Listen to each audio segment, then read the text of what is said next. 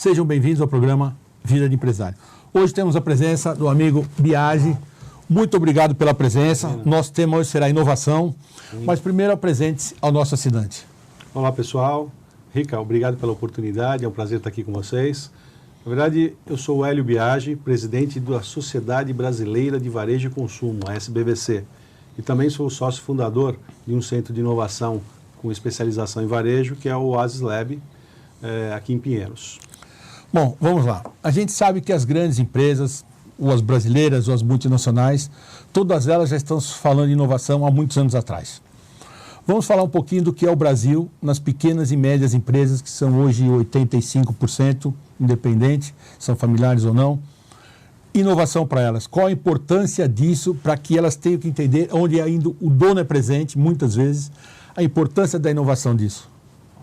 Veja, inovação, como você falou, é algo que tem acelerado o nosso mundo como um todo. Ele tem transformado, tanto socialmente como culturalmente, a parte de negócios, hábitos, costumes, educação. Existe uma transformação, uma revolução tecnológica que está chegando cada vez mais próxima de cada empresário, e cada um tem que se preocupar, que avaliar, que se situar dentro desse contexto. Como você falou, as grandes empresas, elas têm acompanhado isso já há alguns anos e de uma forma até mais tranquila, mais fácil. Eles têm recursos para que isso aconteça. A pequena e média empresa, ela fica um pouco mais distante. No entanto, se ela não se preocupar com essa transformação de costumes e de uma nova necessidade e procura do consumidor, ela corre o risco até de sucumbir.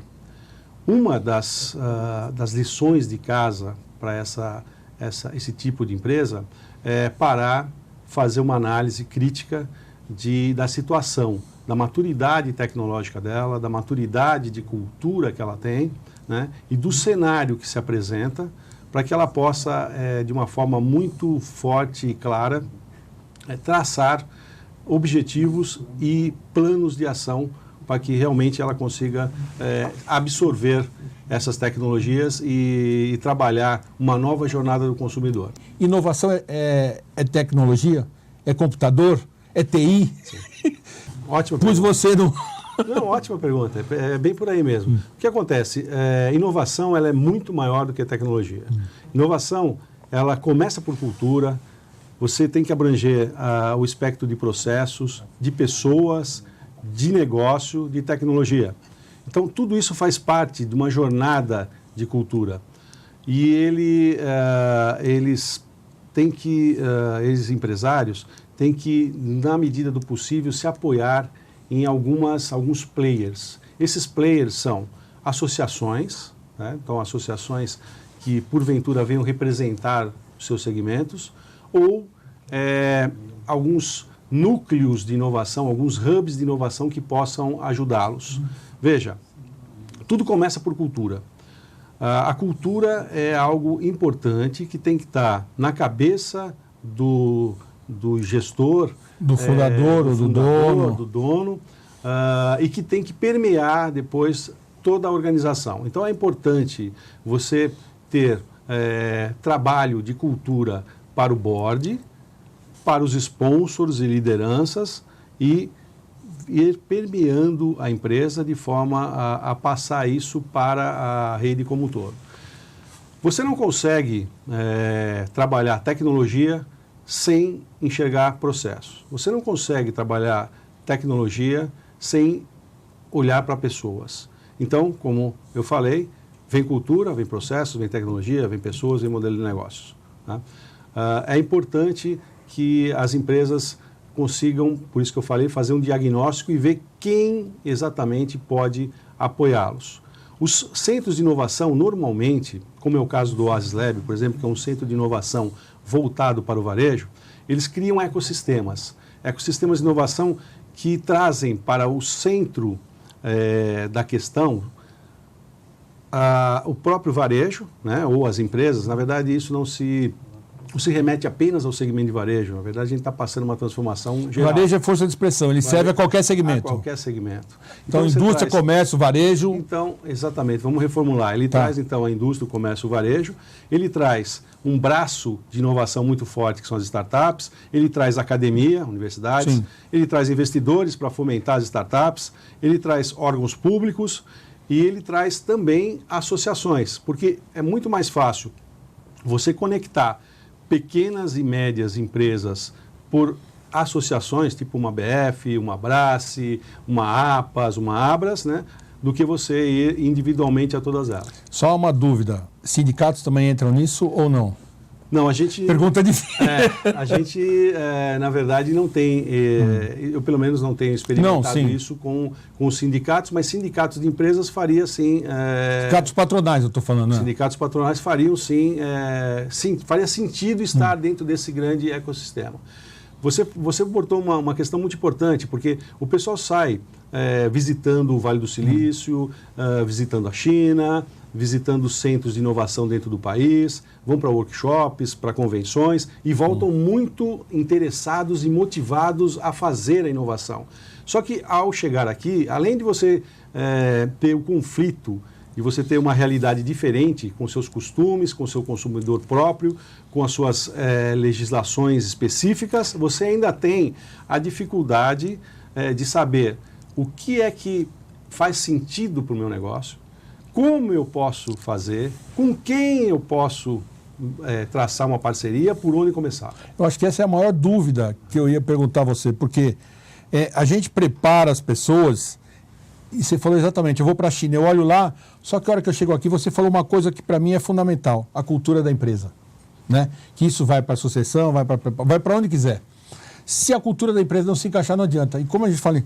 Então, eu acho que você fala uma coisa muito clara, que eu não sei se o meu raciocínio é perfeito, a cultura é o principal fundamento para se inovar. Não sei se é isso, se eu estou certo. E essa inovação vai passar pela cabeça do dono. Perfeito. Nós estamos falando agora das pequenas e médias, perfeito. Que é o nosso assunto principal aqui desse momento. Perfeito. Se ele não tiver a conscientização, não adianta. E o que ele enxerga, eu estou conversando, porque eu conversei com eles, vamos ver se o meu raciocínio, porque eu quero até a sua opinião, ele enxerga a seguinte coisa: como é que eu vou implantar uma coisa que nem eu sei direito como funciona? E ele falou exatamente isso que você acabou de falar. Não adianta eu pegar a China, ou Japão, ou Estados Unidos e jogar aqui na minha empresa, que não vai dar certo. E a cabeça dele, que não entende muita coisa, mas ele diz, eu tenho que primeiro entender o meu negócio, implantar para depois saber se vai dar certo. Não sei se o raciocínio é mais ou menos esse, você que é especialista, mas eu estou colocando porque quando vem um assunto novo aqui, eu costumo conversar com vários empresários, pequenos e médios, porque eles têm as dificuldades de implantação numa série de outras coisas. São muito inteligentes, porque senão não teriam chegado, não chegaram. Claro. Mas essa é a grande dificuldade deles. Não sei se isso é mais ou menos por aí mesmo, e aonde a sua empresa, a sua startup, a sua associação, pode ajudar esta pequena e média empresa a dizer assim, nós estamos aqui, podemos fazer isso. Perfeito. Não é comercial, não. Eu acho que você tem um trabalho que é reconhecido, estou sendo aqui, porque eu acho que a inovação é fundamental, você está certo. Sem isso, ninguém vai sobreviver. Perfeito. Não tem jeito. Mas as pessoas precisam entender que existe aqui que pode começar a ser feito do que buscar na China, um exemplo. Perfeito. Veja, da nossa experiência em conversar, principalmente com o mundo de varejo, por causa da SBVC, e dos nossos contatos gerais, dos nossos eventos, de idas para a maior feira de varejo, que é a feira da NRF, de Vale do Silício e tudo mais. Essa feira de janeiro aí a gente viu que havia necessidade, havia espaço e havia necessidade para montar um centro de inovação. Esse centro de inovação, o que ele se propõe, o que é o Oasis Lab, é exatamente trabalhar isso que você está dizendo. Quando o pessoal volta de viagens de missões ou de workshops e palestras, o que eu recomendo? Procure um centro de inovação. Esse centro de inovação, ele vai tentar, junto com você, fazer aquele diagnóstico que eu falei, muitas vezes um workshop com a liderança para entender quais são as suas expectativas, quais são as suas dores, fala-se muito de dores, né? Seus problemas, as suas dificuldades, sim. Quais são as suas alternativas para crescer. Nesses workshops ou nesses trabalhos, podem ser trabalhos variados, você tenta orientar essas empresas a seguir um determinado caminho. Para cada doença, um remédio.